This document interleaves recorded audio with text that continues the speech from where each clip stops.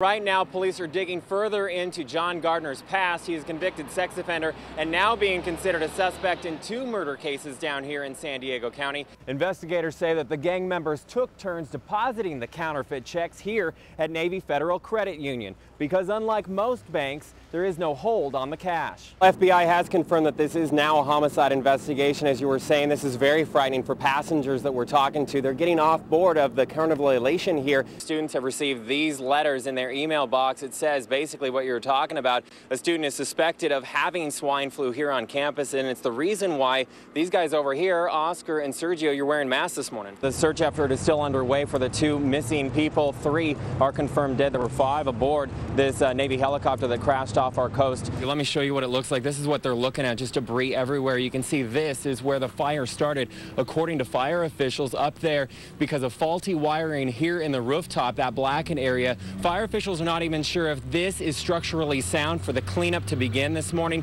Firefighters also had to break through these windows. This is a flyer, one of the first flyers that Escondido police passed out when Amber went missing more than a year ago. Amber was on her way to school at the time. She had money in her pocket for the 4-H program. She also had Valentines that she was going to give to her friends. She was very excited to get to school that day, but she never made it. And until now, her disappearance has been a mystery and considered a cold case. More than a year after 14-year-old Amber Dubois went missing, a gruesome discovery in the rugged and remote area in North San Diego County.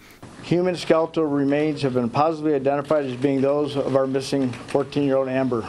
The bones were found by Escondido police and homicide detectives after receiving a tip. I feel sick about it, actually. I was kind of hoping that she was still alive. You just kind of keep that in the back of your head, but kind of knew that she wasn't, unfortunately.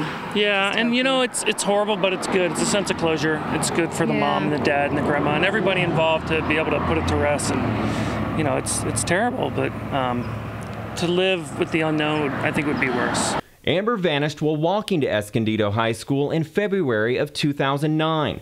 Days went by and Amber's parents assembled an army of volunteers that searched all over Southern California. The case was even featured on America's Most Wanted, and posters were plastered from LA all the way to the border, but still no clues.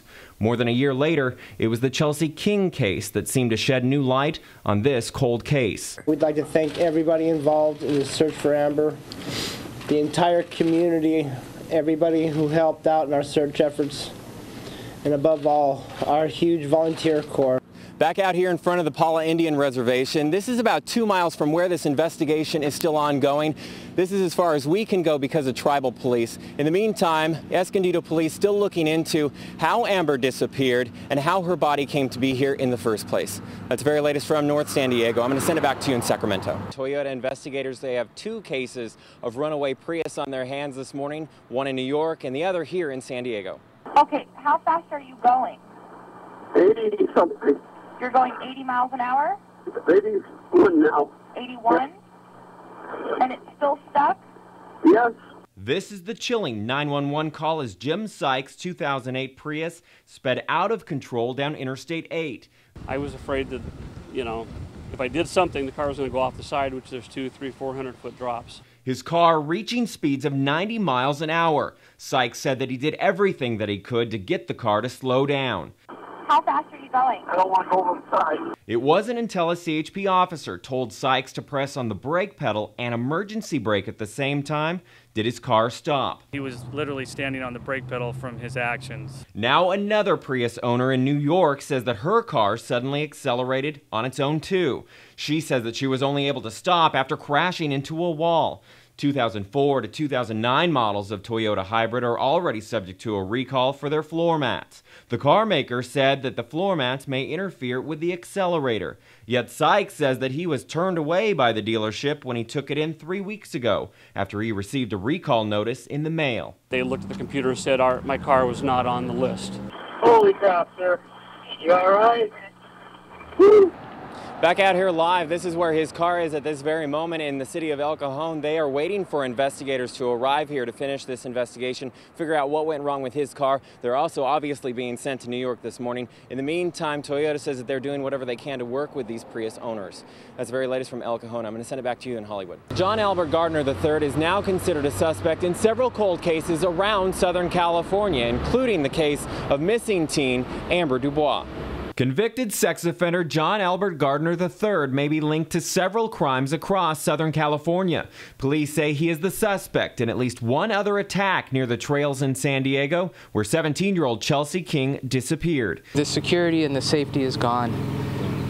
It's gone, and it's going to take a very long time for it to come back. In Lake Elsinore, he is suspected of trying to force a 16-year-old girl into his car with a gun. She was able to escape. Here is the police sketch. You can see that there are eerie similarities to Gardner. Police searched the home where he was registered, yet neighbors fault the system for not knowing. Well, he wasn't even showing up as a sex offender because he wasn't listed in this area. He lived with his mother. That's his grandmother's house. Gardner is also the suspect in the Amber Dubois case. Police say that he was living in Escondido at the time the 14-year-old girl went missing on her way to school. Chelsea's parents, in an emotional interview with Larry King Live, said that they want stricter laws for sex offenders. Larry, I don't understand why somebody who's done what this person's done in the past should have the exact same freedoms that I have. I don't understand that. How many times do our daughters need to be raped before we put these monsters behind bars forever? Back out here at downtown San Diego Hall of Justice, Gardner is due back in court on March 18th. Gardner could be facing the death penalty in this particular case. That's the latest from downtown San Diego. I'm going to send it back to you in Sacramento.